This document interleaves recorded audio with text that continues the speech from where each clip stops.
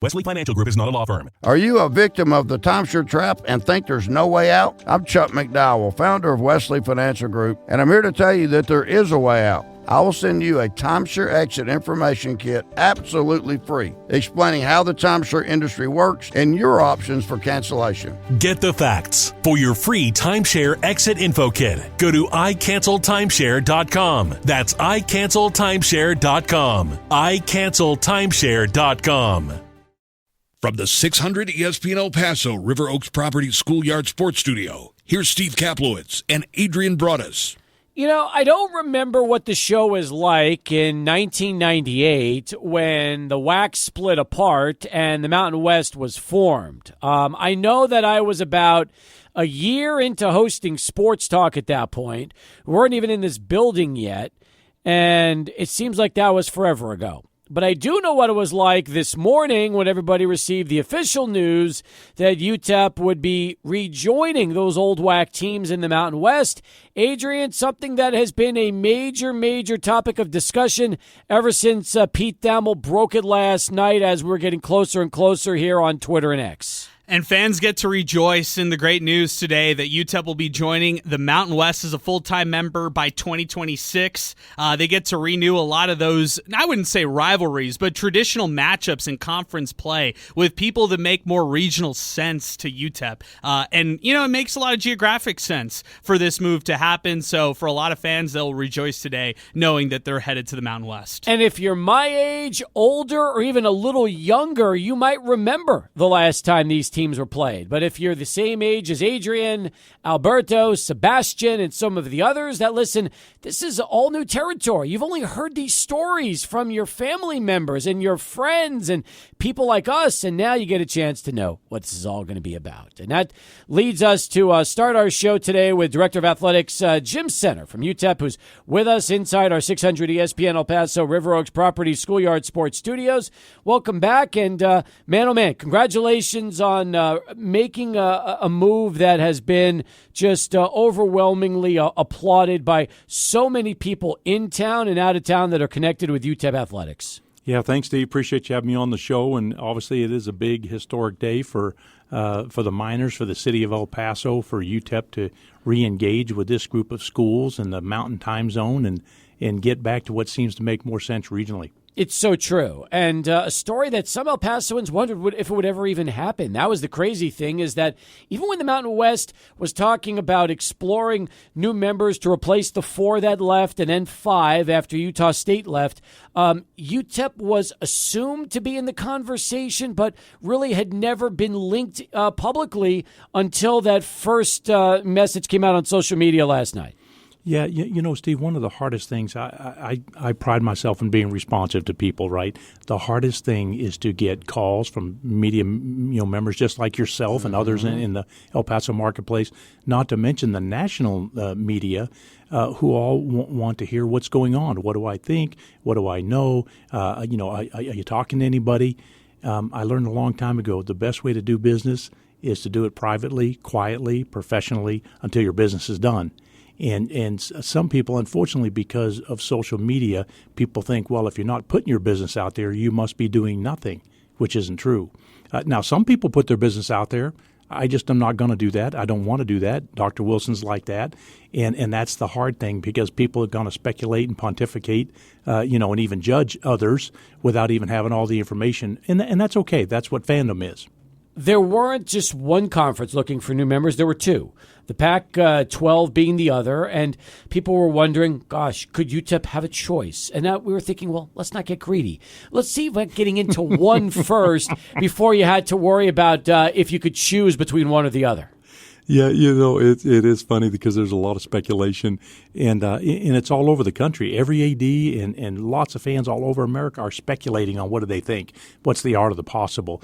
And I'm kind of like you, 1 in the hand's worth 2 in the bush, and I don't want to comment on anything related to the Pac-12. Those folks are putting their league together. We now have one. We were in one, and now we have another one that we'll be in 2026. We're fired up, and it makes the most sense for us right now at this point in time. And I know this, regardless of what league we're in, and I've said this before on your show, we've got to compete for win championships in it, and we really need to do that in the 2 sports that drive revenue back to the conference more than anything else, men's basketball, and football. And if you win high at a high level there, then you're going to be attractive to everybody in America. We've seen already what the city is capable of doing. There was 41,000 plus to go watch an FCS opponent to start the year for the first of 5 home games. The second one will be tomorrow, by the way, for those of you wondering. Sam Houston State, 7:05 at the Sun Bowl, kicking off against the UTEP Miners. But that's the point. And I can tell you, I remember very well in 2004, 2005, and even 2006 for that matter, when 40,000 for home games with Mike Price first got here was expected and was the norm. And UTEP football was the hottest thing. I also remember when UTEP basketball was the hottest thing around here, when we saw the turnaround with Billy Gillespie and Doc Sadler and building up with Tony Barbie and how that all works. So we've seen big crowds in both football and basketball. It's just been a while since those have been regular occurrences rather than one-offs. Yeah, no, that's right. So first of all, I want to make sure that everybody understood. You said tomorrow for the game. Actually, it's Thursday night. That's right. Today's Tuesday. Yeah. I keep thinking today's Wednesday. Okay, You're right. Thursday. Thank you for bringing that up. Thursday good. night, 7 o'clock. Sam Houston State is going to come in here loaded for bear, as they're called, the Bearcats, and we better be ready, right? Because they've got a good team and have really done a nice job. They beat Texas State, they beat Hawaii on the road, and so they're going to be formidable. I'm excited to see our kids play and rebound after the Colorado State loss on the road, so of which we showed flashes of being really good and being competitive in that game. So I'm not exactly sure who's going to start. I'm assuming it's going to be Cade McConnell, but I don't know for sure. But talking about the attendance, and I said this earlier today when we met with other members of the media, we have unlimited potential here if the potential here engages. The potential being every single person who loves sports engages with UTEP athletics, buys tickets, becomes a donor, comes to games, because we could be as good as any place in the country. El Paso could be as good as any place in the country if our community would engage at a level and not say, I'm going to wait on this, I'm going to wait on that. Just engage, and we will be special. Well, let's put it this way. The university has now positioned themselves in a big way going into the Mountain West. That's a major commitment from the school. And I'm sure there's financial implications that go along with that. But you mentioned also the fans investing. I feel like now in 2 years, when you're in this league, fans will feel more comfortable with the schools that will be coming in to play in football and basketball during conference. They can relate to the schools coming in. And in return, that will start to now lead to increased attendance for games like this, because you'll start to see more interest in the community knowing UNLV, New Mexico, Air Force, Wyoming, Nevada, teams like this that are very familiar here, now getting a chance to come back as conference rivals. No, you're exactly right, and that's why this makes so much sense on so many levels. It'll be a better student-athlete experience for our kids. They don't have to travel as far, right? Our fans can go travel. I could envision once we get into the league in the fall of 2026, I would love to see our fans every single year pick out a game, and we treat an away conference game almost like it's a bowl game. So in other words, if it's the New Mexico game when we play them, then great, let's pick that out first year, and let's get 10,000 folks to go up to Albuquerque. And for those people at that other stadium, at that other conference school, to go, holy cow, right? That's how you get people's attention.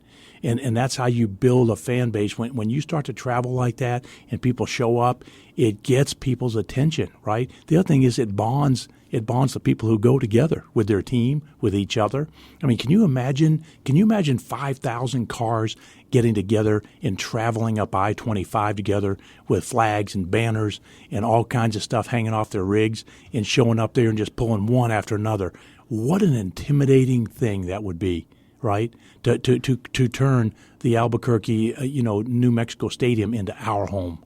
I've seen it before. It's happened before. Yeah. I mean, there have been games in years past where El Pasoans traveled very, very well to Albuquerque to go watch the Miners play. I've seen trips for the New Mexico Bowl where we've seen a lot of UTEP fans make the trip. Last time against Fresno State, where there was a very large UTEP contingent for that. So it can be done, and hopefully it will be done. And you said it best. As you start to see football, and this is the trade-off, because you're right. You now are asking fans to come out, support, donate, and in return, as you start to see football win, and as you start to see basketball win and contend for championships, they all do get a chance to work together. The advantage of having fans buy in first is it gives you that home field or home court advantage that will then give the teams that extra push to try to get over the top when they need it, especially as they're building these programs out. Yeah, absolutely. And Steve, what people don't realize or understand, they understand it in their own world typically. What they don't understand is in our world, and that is the bottom line is we're more homogenous with budgets in Conference USA. So we're going to go up a level where the budgets are going to be $5 to $10 to $20 million more than what we have right now. Mm-hmm. So if everybody goes, okay, I'll buy a pair of season tickets to some sport, doesn't matter what it is, in the fall of 2026, I need them to buy season tickets right now, this year and next year, because that is going to be the runway that we have to get up to speed so that we can go in the league and be competitive in 26. We can't get there and then say, okay, now we'll try to be competitive. No, we got to get competitive right now, this year, next year, right?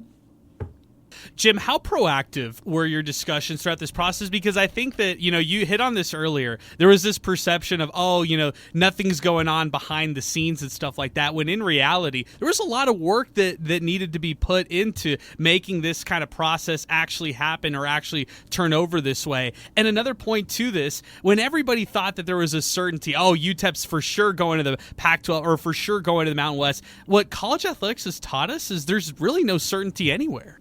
Adrian, you are so right. There are no guarantees, and this is one of the things that's scary about getting your business out there in the public and for people to discourse and debate, and because people are reading, people are watching, people are wondering, and very easily something can go askew, and that's what you don't want to have happen, right? So there's a lot of due diligence on our part. There's a lot of due diligence on a conference. They were talking to a lot of people about us. Right? What is El Paso? Now, because it's been, Steve, 26 years since any of those teams have been here, right? So they're talking to people in our community. They're talking to other teams that have been here. They're talking to other conference members around the country about what do you think about UTEP? What do you think about their fan base? What do you think about their budgets? What do you think about their facilities? And they're gathering all that information, right? In addition, we're gathering our information to be able to state and make our best case, to anybody who would want to listen to us. And just because people don't see it and we're not putting it out there publicly doesn't mean that we're not advocating and doing the work it takes to do our due diligence. When did you first get the feeling like this really was going to happen? Friday night, probably. Friday night to early Saturday morning. Okay. So this is something that just really came together over the weekend. That's correct. It is not that we haven't been working on things that are within our control, but you have to wait until somebody says, we would like to talk to you. Exactly right. So just picking up the phone and calling anybody and everybody and telling you, oh, God, we need it, we want it so bad, is an act of desperation, right? So you're very, very carefully planting seeds with the right people, and you wait your turn. As far as facilities at UTEP compared to the rest of the Mountain West, how would you say right now UTEP's facility stacks up with the new conference? Well, we have a lot of facilities that are good. We have some that may be better. Now, I haven't been to everybody's facility. It's been a long time since I've been to Nevada and San Jose State, as an example. And I know a lot of these schools have made investments. And it's been a long time. I did go to Wyoming a couple years ago and saw theirs. It's been several years since I've been to Air Forces. So I can't say that I know all of their facilities and what they're working on. I know this. We have a lot of things that are good. We have some that need repair and need work. An example would be the south end of the Sun Bowl in addressing the locker rooms. That's an example of something we're going to have to get done before we enter league play. Colorado State just left the Mountain West to go to the Pac, but they've been in it since the beginning in '98. You were just there here about a week and a half ago for the game. How were those facilities? Yeah. Well, they built a $400 million new football stadium that houses their football in their locker rooms and all that stuff. It's fantastic. Jim, when it comes to the headquarters, it's actually Colorado Springs, but get this. I think fans are going to really like this one right here. The fact that the conference basketball tournament is held in Vegas for the Mountain West. Easy travel for a lot of fans to go out to Vegas and maybe watch a conference tournament for the Mountain West versus going to Huntsville, Alabama to watch UTEP play there. Well, there's no question when you say Las Vegas, everybody gets fired up, right? Because whether you win, lose, or draw, there's a whole lot of other stuff to do besides just watch a basketball game. If you're one of those teams that shows up and you're one and done, you didn't waste your money because you're going to go watch some shows, you're going to gamble and lose some more money, and that's one of the beauties of Vegas being in the league, right? There's a lot of things going on there, and so I think we'll have a tremendous turnout. We got direct flights there, right? Mm-hmm. So it should be a no-brainer. Spend a couple $100, go watch, several tournaments. Because there's several basketball tournaments there. Can you stick around for a few more minutes? You have to get out of here. No, I'm good. Okay, Jim Center's here with us in studio. We'll open up the phones as well. If you want to get in, now's your time. Lines are open, 505-6009. That's 505-6009. Get you right on in and through to Sports Talk. We've got UTEP football with Scotty Walden coming up in 2 hours. We've got Bernie Olivas stopping by in our 5 o'clock hour for the Tony the Tiger Sun Bowl watch. But your call's up next. More with Jim Center as Sports Talk continues. UTEP back in change of conferences. I shouldn't say back. They've never been. First opportunity with the Mountain West coming in 2026. We'll talk more about that right after Traffic with Charlie 1, 600 ESPN El Paso. You Miners this Thursday in a couple of days will be hosting Sam Houston State. That's going to be the first weeknight game in October. There's one later in the month that I believe will be played. Now, will the next game be played on a Wednesday or a Tuesday? Because I know you've got 2 Thursday games, a Wednesday game, and a Tuesday. You're trying to make you play every day of the week, it seems like. Yeah, Steve, it's all over the map. It's confusing. It is confusing, and it's hard to keep track of it. Just think about if you're Scotty Walden and you're trying to map out, typically they're very, very routine-oriented, and you do the same thing every day after the game, but now all of a sudden the game's on a Tuesday, and Wednesday becomes your Sunday. And so just think about how hard it is to make those transitions, and you miss one day and or you get 10 days, right? So it's kind of funky to try to navigate the space. So you play Thursday against Sam Houston, next Thursday at Western Kentucky, Wednesday, October 16th, home against FIU. That's the Hall of Fame game. And then the following Tuesday, you're in Ruston against Louisiana Tech. Right. Yep. Pretty wild. It is wild. But that is Conference USA trying to get more national exposure. The Sam Houston State game is going to be on CBS Sports Network. Then you've got ESPNU for Western Kentucky and CBS Sports Network for the FIU and La Tech games. So there's the reason why right now this league is looking into playing on a Tuesday, Wednesday, or Thursday night in the month of October. That's true. And one of the things that we looked at with the television package when the consultants came back to Conference USA, they said, hey, listen, your money's going to be X unless you do something different. You got to think outside the box.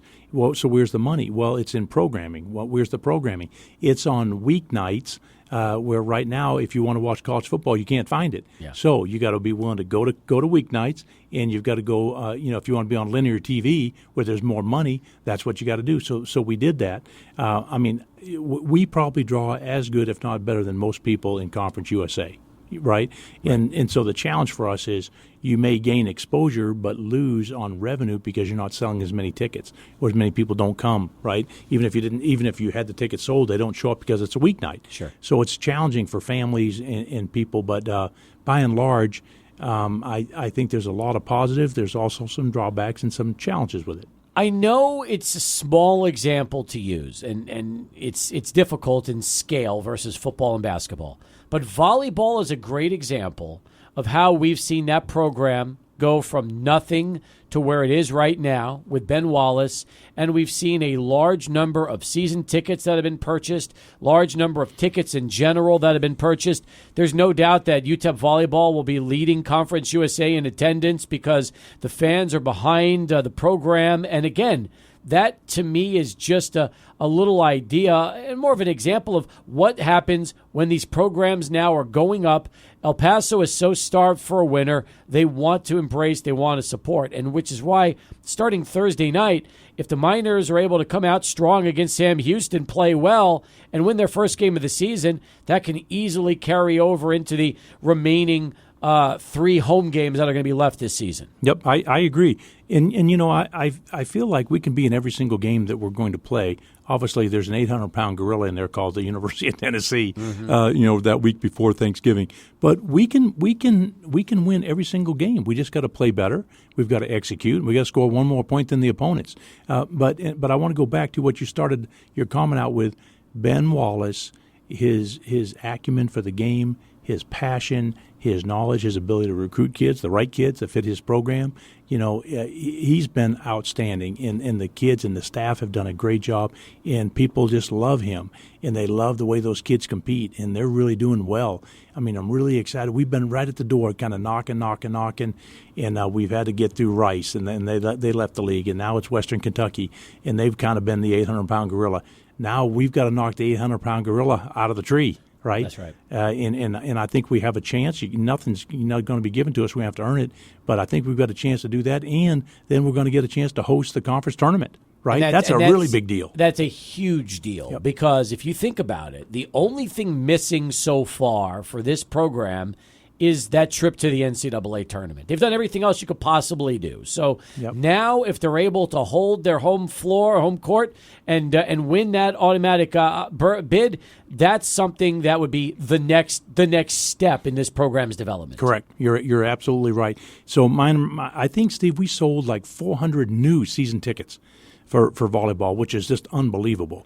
Right? It doesn't end up with a lot of money. It doesn't matter. It's just about the fact that fans are passionate about it and they're buying it. They care. And they're coming. They care. That's what we need for every single sport that we sell a ticket to. We need people to do that.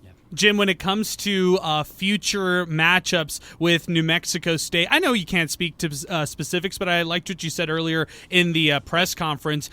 Can you enlighten our listeners about how the scheduling works here in the future and where there might be some maneuvering with the scheduling to add the Battle of I-10, at least on the football side of things? Yeah, Adrian, honestly, I can't answer that right now. I don't know.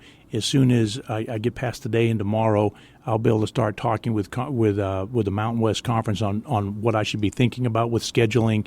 And I already had a talk today with the scheduling guru, this guy by the name of Dave Brown, who helps everybody in America. And he's got this product called Gridiron, which we all use to try to help us with scheduling. Right now, we've got to find windows. See, New Mexico State could be scheduled out for the next 4 or 5 years with all their non-conference games. Yeah. Well, it doesn't matter that I have an open game or an open date or several. He's got to have them too, and the date's got to match up, right? Now, that's going to be our challenge probably in the short term is can we match up any dates where we could play games against one another? So that's what we got to figure out. Makes a lot of sense. Let's go to the phones right now. We'll start it off with Sports Talk Carlos. He's first up today, 28 past. 505-6009 if you want to get in. Carlos, thanks for the call. Hey, guys. Jim, congratulations, but I do have a question here. Us Miner fans are some of us that want to be reassured that the New Mexico State Aggies aren't going to get a shot at the Pac-12. But I know you can't talk about specifics, but let's say the Pac-12 strikes out again, for all the teams they want, and the Aggies are left standing. Like, what percentage do you think that will happen? I can't speak to that. I have no idea who the Pac-12 is going after. And would they look at New Mexico State? I think they're probably looking at everybody. They've got every single name on the board as possibilities, and I wouldn't even venture a guess where New Mexico State might lie on their board. All right. Well, thanks for your time. Okay. Thank you. Appreciate it, Carlos. Let me say this, though, about New Mexico State. They just got into a conference.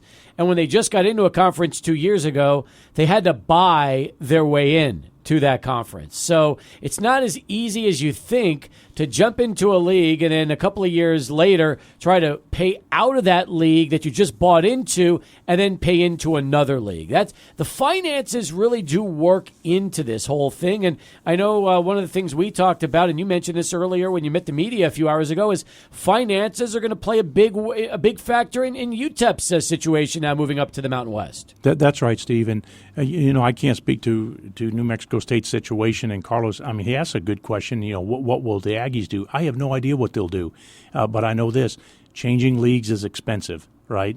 And obviously the 5 schools who left the Mountain West and went to the Pac-12, huge fees that they got to pay to leave, right? And that's why the Mountain West has got a war chest to turn around and give the money to the 7 that they gave it to keep them, right? So it's all about leveraging who's got it and how desirable are you and if you're wanted and how desperate somebody may be, right? Were you able to collect any money from the schools that left the Conference USA over the last couple of years? Yes. UTEP got some money from those schools that was paid out to us by the conference. All right. Well, that's good news in the sense that there were quite a few that ended up leaving. If I'm not mistaken, we had a total of about 8. So a total of 9. 9, that's right. Because we had 6 that went to the American and then 3 more left, and then we were left with 5, and then we've been rebuilding back up to where we're at now. Man. So and the schools that had remained together, they were all kind of split. I'm sure the exit fees from those 9 schools. Is that pretty much how it worked? Not in totality, because the conference held on to some of that money, right, to be able to fund future expansion, to be able to fund projects that we're doing that could be everything from coach-to-player communications, right, sideline technology, you name it. Every time we turn around, we come, the ADs would say, hey, listen, can we get the CEOs to pay for that? They're setting on some money, some reserves, right? And most of the conferences have some type of bylaw that says you have to keep this much in reserves. And so they don't want to just give it all away because they know they're going to need it at some point in time. True enough. All right, 32 past the hour, 505-6009, our telephone number. We've got lines available. We're going to wrap things up with Jim right after Sebastian, who's standing by with this Sports Center update. Prior to you getting into the league, so essentially as the Miners get into the Mountain West, that's when their new TV partnership will be released as well. That's correct. So as I understand it, the grant of rights that we have agreed to is going to be from 26 all the way through 32. So that 5-year period. And that's really important. One of the things that is attractive to us is the fact that their media partners right now are CBS and it's Fox and it's TNT. So linear TV. Well, right now we might have, let's just say, 65% of all of our TV games, while we're producing those in their HD quality, they're going to be streamed, right, on ESPN Plus, that type of thing. We are likely to have more like 70% of our games on linear TV and 35% being streamed, like a total switch, which is a really, really big deal because one of the other reasons is because the linear TVs who produce the game then pick up all the expenses for that. So we can save some money and redirect those funds someplace else as well as get a really high-class broadcast. And people don't realize that streaming TV, there is a cost that's associated with that. Right. That's exactly right. And we've spent, probably in the last, since I've been here 7 years, we have probably spent nearly $4 million on the ability to produce HD quality television games. Wow. Okay. It's a lot of money. That is a lot of money. Esau gets in on the show. Long overdue. We commend President Wilson and Jim Center. Job well done. GoFundMe in the works for a Wilson statue next to the Bears. Excellent. Thank you for that, Esau. This is from Leo_Miners fan. Thank you, Mr. Center and Mrs. Wilson. Might be too soon, but I'm already thinking about the next realignment, which is expected in 2030. I hope you are all gearing up for it. I don't want UTEP to be left behind again. Hopefully wins come and us fans can do our part as well. There you go. Well, we're always going to have our ear to the ground and be watching things, and the very best thing that we can do to be attractive to anybody at any time is win at a high level in all of our sports. But frankly, it's got to be the two that drive revenue back to the conference, and that is the NCAA basketball tournament money, and that is the CFP and or the bowls. Got a question off air from Augustine. He wants to know, Jim, what does Scotty Walden need to do in order to keep football competitive to transition into the Mountain West? Yeah, excellent question. We need to spend more money on getting kids bigger, faster, stronger, right? So nutrition, training table, which we try to raise money right now through the Gridiron Club and other things. We just don't have as much of it as we need. And so what's the difference? Well, maybe we feed our kids one time a day when we could be feeding them 3 times a day. Well, what's the cost? Well, let's just say it's another $50 a kid per day times 85 kids times the number of days you want to feed them. Right? So now all of a sudden you're getting, let's just say, 5,000 more calories in somebody. They're going to get bigger. Yeah. Right? That's an example of that. We don't pay full cost of attendance. We don't do Alston Awards. Why does that matter? Because at the end of the day, when coach is sitting in a young man's house and they say, well, hey, coach, what's my monthly check going to look like? You can say, well, it'll be $200, or you could say it's $2,000. Which do you think sounds better? Right? How do you get that? You pay the money. Okay, well, where do you get the money to pay it for? You sell more tickets and you raise more money. Very, very simple. Not complex. Very simple. But that's why we need El Paso to invest and be a part of this thing, because the more we do with the resource side of the stuff or the house, the better we're going to get. I'm so interested to see now, with the commitment going into the Mountain West, how that leads to increased ticket sales, attendance, and season tickets and all of that equation. It's fascinating to me. It really is. Just like we've got Kevin Lovell joining us on the show, longtime general manager of ABC7, KVIA. He's in town, and he picked a good time to be back in El Paso. Kevin, did you plan this out? How did this all come to fruition? No, I had no idea that the most cataclysmic UTEP minor sports story in decades was going to happen the day I happened to be visiting El Paso. Quick aside, my wife wanted us to be near children and grandchildren, and we ended up in Atlanta. And but I miss El Paso, and I'm back here to visit after being gone for 2 years. My second visit, and then I'm here, and this cataclysmic story happens. I am so happy for Jim Center, UTEP minor fans. This is great news. Well, I'm happy you called in, and you're one of the few that can really, talk about what it was like when UTEP was in the WAC with all the schools that they're going to be joining here in a couple of years. Oh, you were around, Steve. People that are, even if you're 40 years old, or how many years did you say? It's like 26 years since UTEP was in the old WAC? 26, Something like that? Yeah. 26 years. So, the newer minor fans, younger ones, are not going to quite remember the days of old. And when the previous regime, Natalie Schoenstoll, made a decision to kind of pursue and stay with the league where SMU and Houston were, that was not necessarily a bad thing, because there were Texas ties and lots of alums in Dallas and Houston. Well, SMU and Houston went away. And everybody's, in North Texas later, they went away, and Rice went away, and we're left with Sam Houston only, and it just wasn't right. And so now it's right.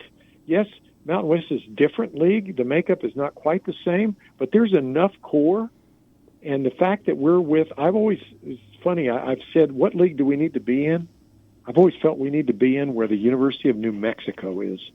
They're a traditional rival, border rival. We can drive to the football and basketball games, both fan bases. And it keeps us in line with the Mountain Time Zone. And then you throw in Air Force and Wyoming and the rest of the schools. UNLV's great. I mean, this is a really, really great day to be a UTEP minor, because I was thinking of, in my mind, the biggest thing that's happened in UTEP sports. I have to go back to the early 1990s in UTEP in the Sweet 16. That's the last time that I felt this euphoric about what has happened at UTEP sports. Yeah, there have been some great hires and some good football seasons, some decent, good basketball seasons, but this is monumental, folks. Anybody listening, it is huge. Gym Center, UTEP, congratulations. Awesome. Thank you, Kevin. We appreciate it. I'll just say this to add to something Kevin said. When Dr. Wilson first came here and we had one of our first one-on-ones, I remember early on, she said, what do you think I need to focus on? I told her that I thought she would cement her legacy at UTEP. She's going to do a lot of great things, and she's going to be focused on a lot of things. But I said, I think you will cement your legacy at UTEP if you can help us get to the Mountain West Conference. That's where people want to see us. That's where we belong geographically, institutionally. You're known by the company you keep. And here we are. Now she's been here, I think she's in her 5th year. Yep. And here we are. That day has come to pass. I can't begin to think about how many town halls we did together where people brought up the Mountain West to you when you first arrived and were putting the list together of what fans wanted. The Mountain West was on the top of that list every single town hall you went to. Absolutely, Steve. It's the number one question I've fielded from our fan base over and over and over. Yeah, no, you're right. So Thursday night, UTEP back at home, Sam Houston State at the Sun Bowl. A lot of tickets remain, a lot of ticket specials that the university is rolling out right now. It's Hispanic Heritage Night. I've seen the specials going with the school districts as well, and all the families that have kids in school. They've got tickets as low as $6 a piece. Jim, the idea is fill up the Sun Bowl, get as many people now to watch this team, and hopefully the news today can give you a nice little jump here for Thursday night. Yeah, I hope it will. And in fact, they've got this El Chuco theme, which is really cool, the graphics and everything that I've seen with that. Kudos to John Washington and our marketing team and Chris and everybody. They've just done a great job. Yeah, we need people to come out. I know we're 0-4 right now. Everybody gets it. And yet we got a chance to win this game. And it'll be a great game. It'll be very, very competitive. But every single person in the stands cheering for the Miners gets us one step closer to making the next step up the mountain. I'll tell you this much, too. In basketball, which is right around the corner, that October 28th exhibition against New Mexico at the Pit takes a whole different meaning right now, doesn't it? It sure does. And when I saw Coach Golding today, that's the first thing he said was, puts a whole lot more meaning on our game with those guys, that exhibition, and it surely does. People are going to be watching. They are. And plus the news that they're going to be playing in Juarez and going in Chihuahua. There's a lot of really cool things going on right now with the borderland and UTEP, isn't there? Yep, absolutely. And it's really cool that we're in a unique position where we can engage our sister city in Juarez, and we can have an opportunity to go down to Chihuahua. And we see that as a wonderful outreach, but also you never know where that's going to land. Ultimately, we need for people south of the border to embrace the UTEP Miners as much as we want to embrace them, so that there's some synergy there, right? There is. Last question. This comes from First Down Dash on the app. Jim, any pressure from the Mountain West Conference to add a baseball program? I get it. One thing at a time. Let's build up what we have. But now that we can cross out join the Mountain West from the to-do list, baseball is number 2 on El Pasoans' list. Well, I have been asked that a lot. I've been asked about, obviously, men's soccer, and I've been asked a lot about baseball. Right now, we would not add baseball. The Mountain West did not even bring it up, and it's one of my favorite sports. I wish we could. I wish we were in a place where we could do that. We still have to address the Title IX gender equity related issues before we'd ever add another men's sport. Well, maybe down the road, if things start to go well, like everybody is been waiting patiently for, a lot of things could happen, and maybe. You can never know. We could be talking baseball here down the road. Yeah, wouldn't that be cool? All right. Hey, thanks for joining us. Congratulations on the great day, and we'll see you Thursday. Thanks, everybody. Go Miners. Jim Center, Director of Athletics for UTEP, joining us here on Sports Talk. My thanks to Kevin Lovell for calling in as well. All right, more in a moment, but first, let's get ready. It's ABC 7 News next. And the Sun Bowl watch. Something nobody expected. Nobody expected. Least yours truly. We'll tell you about that coming up. Alberto Dueta, Sebastian Perez-Nevado, our final 2 members in the booth with us here today. All right, guys, I'll give you the opportunity. Since we're wrapping up hour number 1, your reaction to the news today and last night. Alberto, let's start with you. Well, I'm excited, like everyone else, excited for what's to come for the school and the institution as a whole. And obviously, it's a step in the right direction for the athletic program as a whole. So, a lot of fans have wanted this and we've asked for this, so it'll be interesting to see how they reciprocate after they've been given what they wanted. Well, that is going to be the interesting thing there. I agree with you. What about you, Sebastian? What are your reaction and thoughts? Steve, I said it yesterday, and it immediately popped up in my head when I got the notification. don't lose hope. We didn't lose hope. We may have slightly lost hope. However, the reality is UTEP's in the Mountain West. They're in an upper division in league of G5 football, and it just brings positive vibes all around. And I said this yesterday. Adrian kind of giggled at me, UTEP being a household name, but maybe this could get him to that status, maybe more publicity. But overall, as a student, pure adrenaline. Adrian, we are having an emergency edition of Minor Talk coming up after UTEP football with Scotty Walden tonight. Yeah, if I couldn't be on the radio even more, I guess we're doing another one. No, I'm just kidding. We're happy to do it. Shout out to Jack in the Box, our sponsor of Minor Talk. We'll be live as soon as UTEP football with Scotty Walden ends, and we'll take phone calls and we'll start talking more about UTEP to the Mountain West. I don't know how I did this, Steve. I was live on the radio here on 600 ESPN, and I was live in Las Vegas for ESPN Las Vegas doing a hit on Mountain West. How'd you do that? I don't know. It's crazy stuff, man. Really? Yes. So you pulled it off. We've found a way to finally clone you. Yeah, the clone is probably walking around right now trying to fill up my water bottle. So let's see if that happens. Look at that. Well, hopefully you get enough ice in that water bottle and you'll be good to go. That's right. All right. Good stuff. When did your interview air? Last hour? I believe it's actually, maybe it's coming up. Maybe it's coming up next. So I saw it's hour 2 for them. So I don't know if they started at 3 or if they started at 4. Talking to Smack to ESPN Vegas? No, they're really nice. They all know of us because of Q Myers, and shout out to Q Myers. Was Q on the show? He was not. He's like their boss, which is interesting. He's like as young as all of us, so that's good stuff by Q. I like that. All right, we'll come back. Hour 2 right around the corner. Tony the Tiger Sun Bowl watch is next. Stay with us. Sports Talk continues. 600 ESPN El Paso. Got a full house. Alberto Dueta, along with Sebastian Perez Nevado, joining Adrian and yours truly as we get set for our final hour together. That's right. Tony the Tiger Sun Bowl watch will then be followed up by John Teicher. He'll be on location out at Dead Beach Brewery getting ready for UTEP football with Scotty Walden.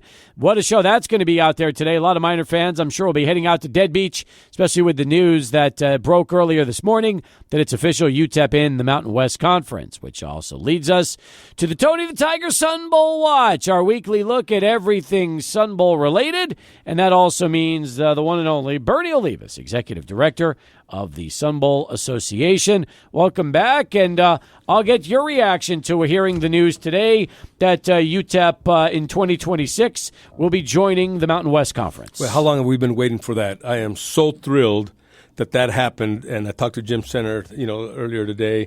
And like I said, since the day one that he got here, people have been asking, when are we going to get into the Mountain West? And now it's there. And I am so glad for UTEP and for the city of El Paso that's happened. I just can't just tell you how excited I'm about that. And I hope the city is really excited. They've been wanting this for a long, long time, and now it's there.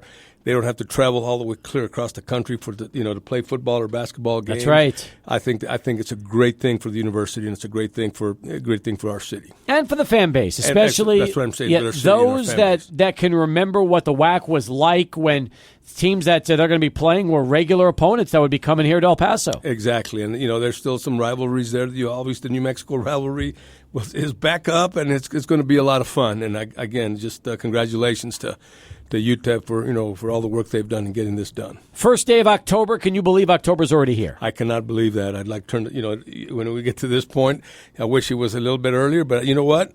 That just means that we're closer and closer to the Tony Tiger Sun Bowl on December 31st. So that's it's a great time of year. It's a great time of year. And now we got the parade coming up, got the basketball tournament coming up, got the football game, fan fiesta. But before we go there, this coming Tuesday, the punt, pass, and kick. Yeah, let's talk about that, because that's a big one that will give everybody in El Paso that it can be a part of this the opportunity to show off their skills. Right. And the Peter Piper Pizza, punt, pass, and kick contest will be taking place next Tuesday between 4:30 and 7. It's open to anybody from 6 years old to 15 years old, boys and girls. And just show up at the Sun Bowl Stadium if you haven't registered yet. It's a lot of fun. They'll take home a little swag from from our Gatorade, from our friends over at Pepsi. Even Goodwill is going to join in as a partial sponsor. And again, punt, pass, and kick contest, 4:30 to 7 next Tuesday, October the 8th, at Sun Bowl Stadium. Bring a copy of your birth certificate to prove your age. Don't want you to bring the original. Don't want to get that lost, but we'll take a copy of that. No cleats are allowed. No cleats. You have to be regular shoes, sneakers or whatever. And like I said, come on and compete. The winners get to ride in the Thanksgiving Day Parade, which is a lot of fun. They'll ride on the float, and they'll also get recognized on the field at the Tony the Tiger Sun Bowl on December 31st. So you have kids, grandkids, great-grandkids, ages between 6 and 15. Come on out, register, go to any Peter Piper Pizza and register there, and we'll see you next Tuesday. I am registering my son as we speak, so I am finishing this out and making sure that he can be part of this thing. There's another event that I'd like to throw out there. Go ahead. This is the Tony the Tiger Sun Bowl Fan Golf Challenge. It'll be played on December 30th, the day before the game, over at Butterfield Trail. It's probably one of the most least expensive tournaments to join at $70 per person. It's a 4-person scramble. Again, registration closes on December the 26th. And again, you'll get some Tony the Tiger swag, golf balls, hats, all kinds of stuff. You'll get fed, and it's a great golf course. So start getting your team together for the Tony the Tiger Sun Bowl Fan Golf Challenge, and you'll declare what team you're going to play for after the teams are announced and see who wins. But again, like to put a little plug in for that. And again, but don't forget the Peter Piper Pizza punt, pass, and kick contest this coming Tuesday. So start warming up, get ready, and let's go for it. We've got Tony the Tiger Sun Bowl trivia coming up here in a little bit. Give somebody a chance to win a pair of tickets to the 2024 game on December the 31st. We also have a very special guest picking with us this week. How about this, Bernie? You brought Bo Bagley back here tonight, and looking forward to seeing Bo match wits against the three of us. Absolutely. How about that? A past KTSM sportscaster here in town, brought him back, and not only we bring him back, but he's also a board member of the Sun Bowl Association now. So he's part of us again, part of our family.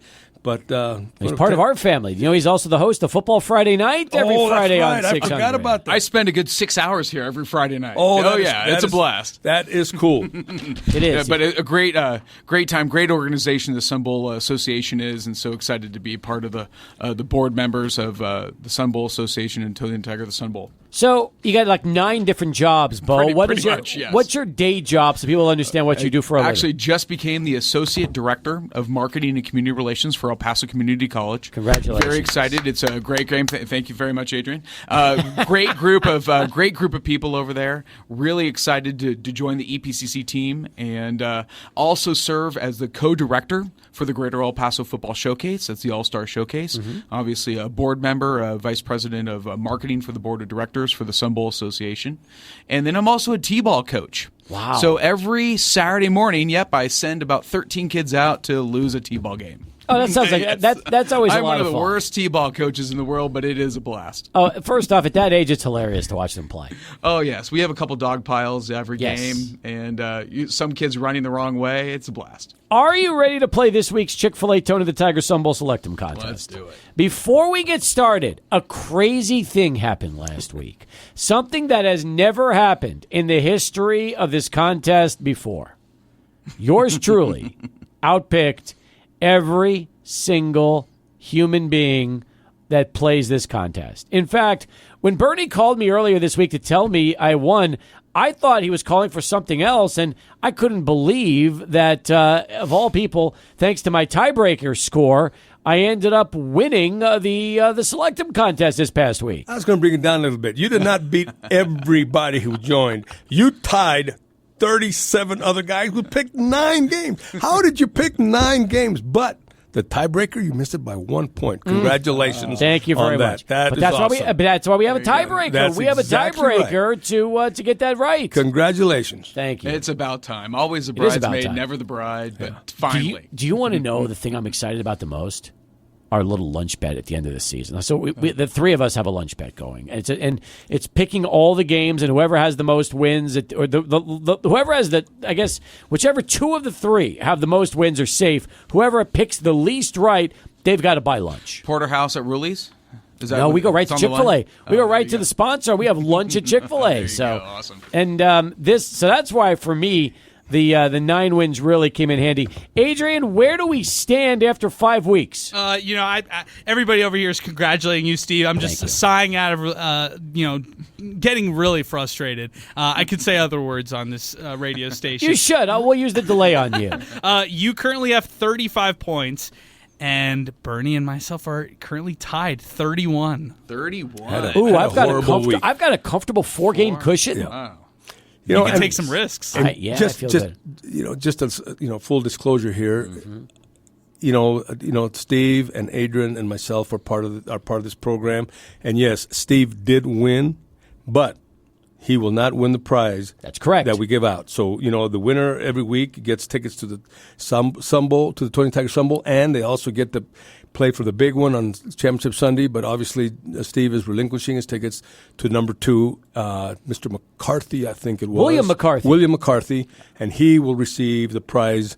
The tickets, and be entered into the Championship Saturday contest. So, congratulations, Steve. Thank you. Great job. And Appreciate congratulations that. to Williams. Yes, McCarthy. Because he got 9. He got 9 That's correct great, as well. That's great. Okay. All right. As we continue right now, are we ready to start these contests? You ready to do this? Let's get started.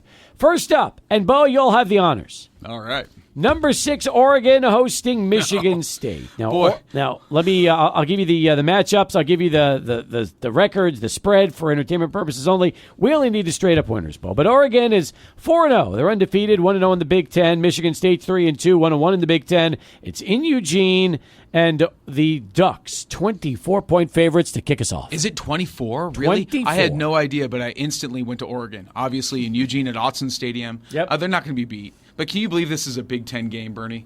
Michigan State, Oregon in the Big Ten. But okay, Ducks big. Okay, Bernie, your turn. I didn't think Arizona could go into Utah and beat up Utah the way they did the other day. Very true. However, Michigan State's coming from all the way across the country to play the number 6 team in the country. It's going to be Oregon. Okay, Oregon for you, Adrian. No question about it. It's Oregon in this one, and it's Oregon big. Yeah, we're all united on this one. Unanimous, I'll take Oregon as well. All right, game number 2. Bernie, it's SMU at 4-1, 1-0 in the ACC, visiting number 22 Louisville, 3-1, also 1-0 in the ACC.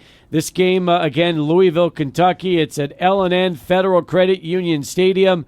The Cardinals, 7-point favorites. Again, I looked at their schedules, their wins. They both got pretty good wins, but I think Louisville has had a little tougher schedule. I am going with Louisville. All right, Adrian. Louisville. I learned how to say their name 2 weeks ago, and I'm still sticking with them. 3 of us saying Louisville. How about you, Bo? Okay, I'm going out on a limb here. Adrian, are you listening? SMU Yes. has scored 108 points the last 2 games. Let's not bring up who they just beat last weekend, but I'm saying SMU is hitting their stride. SMU with the upset at Papa John's Stadium. Wow. I know I know your strategy now, Steve.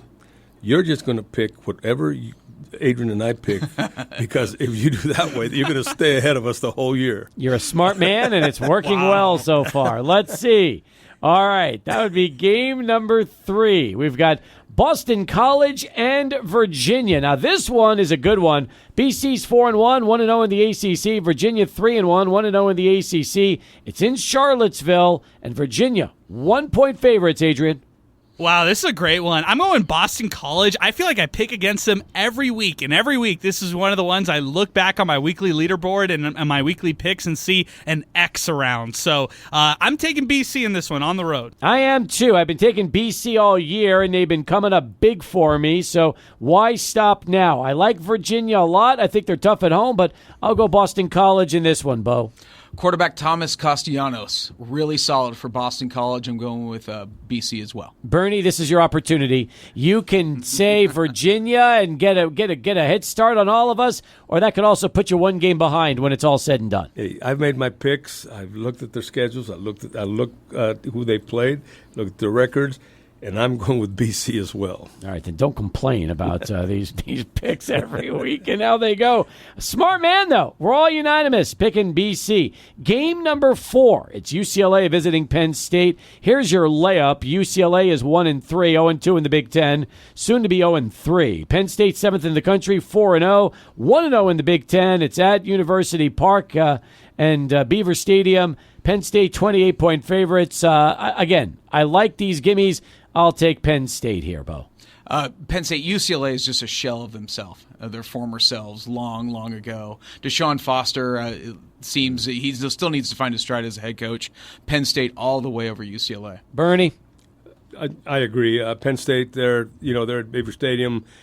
I've been there before. It is loud. It is very loud, and when they white out that stadium, it's unbelievable. Yeah, Penn State by a lot. And is this a whiteout this weekend? I think so. I think it is as well, yeah. All right. Adrian? Yeah, I'm going Penn State. No question about it. All right. So 4 down. We've got 6 to go. It's 17 past the hour. More games coming up. But first, let's play a little trivia.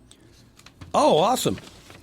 I always love giving away tickets to the Tony the Tiger Sun Bowl game. So we talked about the Peter Piper Pizza, punt, pass, and kick contest coming up next Tuesday. Don't forget, sign up at every location at Sun Bowl and online. But with the Peter Piper Pizza Sun Bowl punt, pass, and kick coming up to El Paso next Tuesday on October 8th in the Sun Bowl Stadium, this is the trivia question. Who holds the record for the most field goals made in the Tony the Tiger Sun Bowl game? Name, school, and how many field goals? Oh, I love that. Okay, field goal record. Name, school, and how many field goals? That's correct. All right, so we want total number of field goals for this. Yes. There you go. 505-6009. First one in wins. More in a moment, but first, right back to Charlie 1. Let's get this traffic update.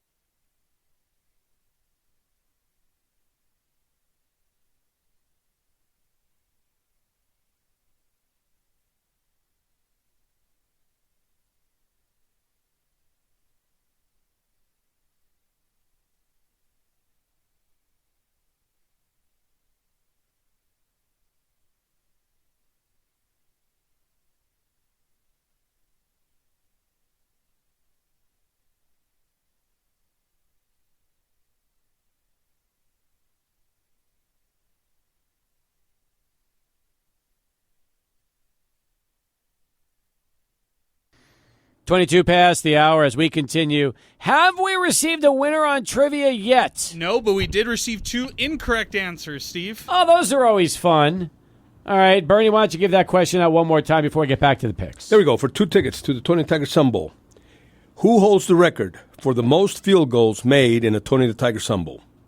Name, school, and how many? All right. First one in wins. 505-6009, our telephone number. Back to the games we go.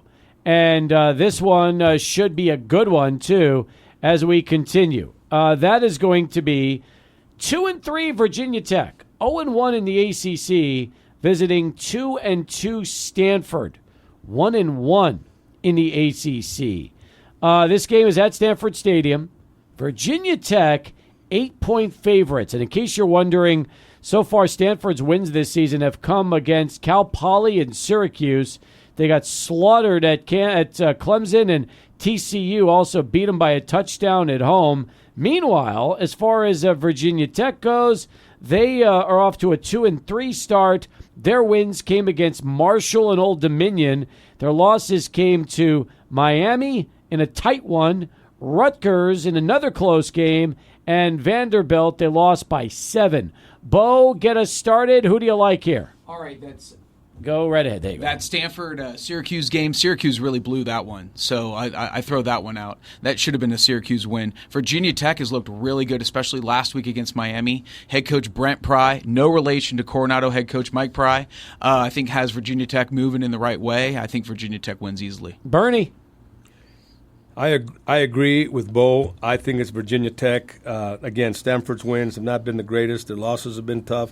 Virginia Tech has a little tougher schedule than that. I am going Virginia Tech. Adrian? I'm going Stanford, guys. I've actually liked Stanford thus far into the season. I know the Clemson game. I watched that one. I wrongfully picked the Cardinal not too long ago for that one, so give me Stanford in this one. All right, good. I'm happy you're taking Stanford because I'm not. So there we go. Adrian will be the only one taking Stanford. I'll go Virginia Tech on the road as well. That takes us now to game number 6, and that's going to feature number 10, Michigan, visiting Washington. Michigan's 4-1 overall, 2-0 in the Big Ten. Washington is 3-2, 1-1 in the Big Ten. The game is at Husky Stadium in Seattle, Bernie. Washington, 2.5-point favorites. I struggled with this one a little bit. And again, Michigan going all the way across the country to play on the West Coast where they've never played. Beautiful stadium, by the way, at Washington. The boats they kind of dock right up against the stadium, walk off their yachts, and walk right into the stadium. Nice. But I'm taking Michigan at number 10. Yeah. I'm going with the Wolverines. All right. Adrian is screening a phone call, which means we'll get his pick in a second. Bo, what about you? Earlier this year, Michigan beat Washington 34-13. What was that? Rose Bowl? Where I don't even know where that game was played, but in the championship, I think they're rolling again. Washington fell to Washington State, not the same Washington we have in a new head coach, so Michigan. Yeah, I'm with you guys on this. I'm not sold on Washington. They've already lost twice. Michigan had the one loss, but they've bounced back since. I'll take Michigan on the road as well. So 3 of us are both taking Michigan. Let's find out if Adrian will go Washington or Michigan in terms of this big matchup as he's multitasking. Are we still looking for a trivia winner? No, shout out to Eric Sandoval. Steve, he was the winner for our Tony the Tiger Sun Bowl trivia. Excellent. Oh, congratulations. You want to give us the winner? Absolutely. Go ahead. The question was, who holds the record for most field goals made in the Sun Bowl football game? It wasn't that long ago. In 2022, Ben Sowles from Pittsburgh kicked 5 field goals, including the game winner at the very end of the game to beat UCLA. So Ben Sowles of Pittsburgh he was 5 for 5 on field goals in the 2022 Tony the Tiger Sun Bowl football game. Congratulations. All right, excellent. Adrian, back to you. Michigan or Washington, who do you have? I'm going Michigan. I feel like they're still a college football playoff team. I feel like they're going to run the slate, and they're one of the best teams, if not one of the top teams in the Big Ten. That'll put a smile on Lane Frank's face, that's for sure. So we're all unanimous on Michigan. All right, Adrian, that gives you the opportunity for game number 7. It's number 11 USC visiting Minnesota. Yeah, I'm a big Miller Moss fan for USC. I know Lane Kiffin gets a lot of criticism going his way, maybe justifiably, but this year they're playing defense. This year they've got a better offensive line than they had last year, protecting Caleb Williams, and I'm going USC. All right, USC is 3-1 overall, 1-1 in the Big Ten. Minnesota is 2-3, 0-2 in the Big Ten. It is at Huntington Bank Stadium in Minneapolis, and USC 8-point favorites. Like Adrian just said, I'll go with USC. They're off to a good start this season. I think they continue in a big game, big performance, so I'll take the Trojans, Bo. All right. SC looked great last week in the second half against Wisconsin. And fun fact, everybody, my grandfather went to SC when the Coliseum was being built. Fight on, SC. All right, Bernie. Yeah, it's USC. I mean, let's face it, it's SC again. Okay, we're all unanimous. All right, 3 to go. I'll lead us off then with Duke and Georgia Tech. Should be a good one. Duke is undefeated, 5-0. They're 1-0 in the ACC. Georgia Tech is 3-2, 1-2 in the ACC. This one at Bobby Dodd Stadium in Atlanta. Georgia Tech, 9-point favorites. I wrestled with this one, guys. I really did. Duke is off to a terrific start, undefeated. Georgia Tech started off great with that win over Florida State before we really knew what Florida State was like. And since then, yes, now we know what 3-2. Like. Yes, we do. All right. As much as I want to see Duke remain undefeated, I don't think it'll happen. I'll go Georgia Tech with their win, and they will deliver Duke their first loss of 2024, Bo. All right, head coach Mike Elko is gone, but Duke is still rolling. Played really well coming down from 21 points down against their rivals North Carolina. I think Duke keeps it going on the road here. I take Duke. All right, Bernie, your turn. 5 in a row. It's hard to win 6 in a row on the road, but I like Coach Diaz at Duke, and they're doing a great job. I am going with the Blue Devils. Excellent. And now your turn, Adrian, with a big smile on your face. Guys, I was ready to take Malik Murphy. I was ready to jump on the train and tell everybody that they saved my Tony the Tiger Sun Bowl picks last week, and thank you to them. Sorry to Coach Brown. They're officially on Tony the Tiger Sun Bowl watch. I don't know. He's on Resign watch, and I really like Coach Mac Brown. Give me Georgia Tech. I can't go with you guys. Give me Georgia Tech in this matchup. Well, first off, I went Georgia Tech, so you're smart. You went with me on this one, which means more separation from Bernie. Look at it that way, Adrian. We're okay. I like it. 2 to go. Let's get right back to it. And we've got now number 8 Miami.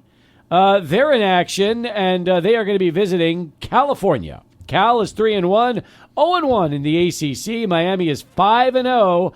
1-0 in the ACC in Berkeley at Cal Memorial Stadium. Bo, Miami, 10-point road favorites. For the first time in ESPN Game Day history, Game Day will be there at Cal. I think that they're going to have a huge fan base. It's going to be a lot of fun, but I think Miami's rolling.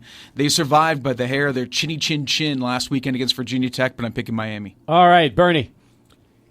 That crowd is going to be unbelievable at Cal. And you stole my line. I was going to say this is the first time ever that Game Day was going to be in Cal.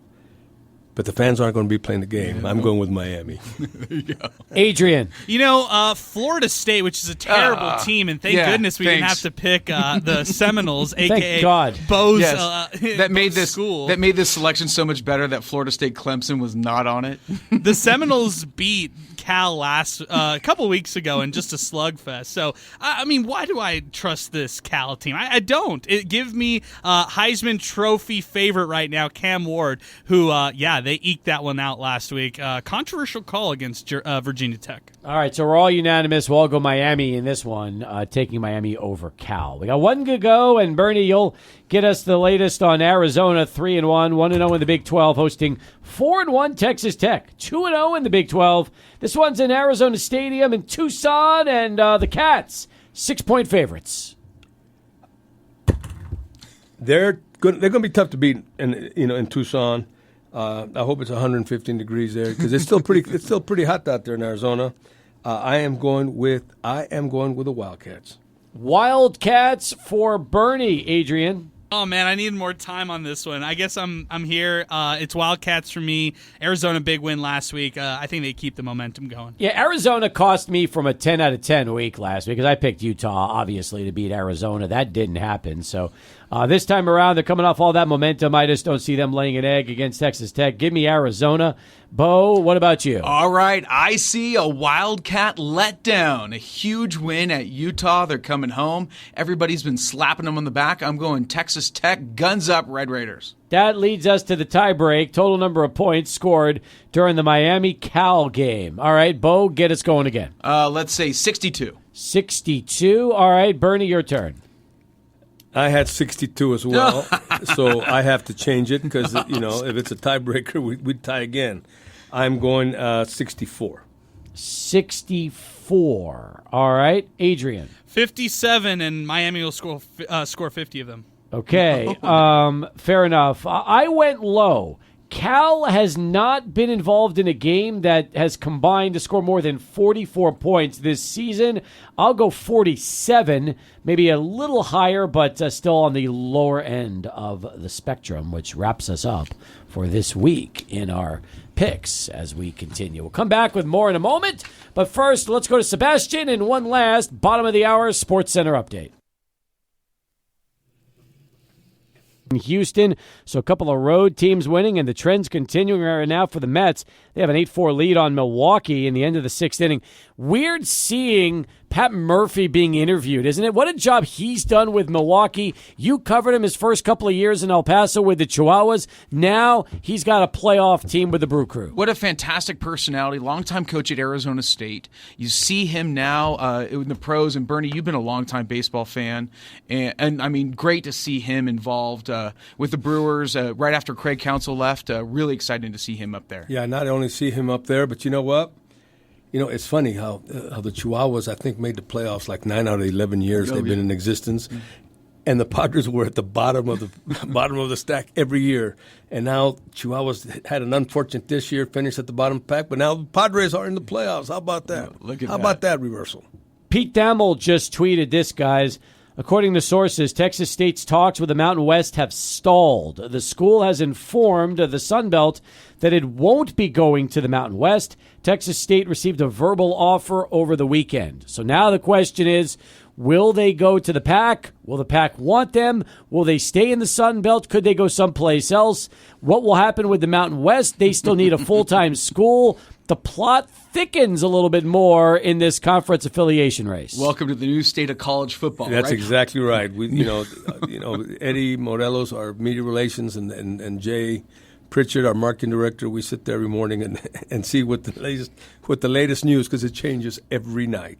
Sure every day there's something different on college football, and we'll see.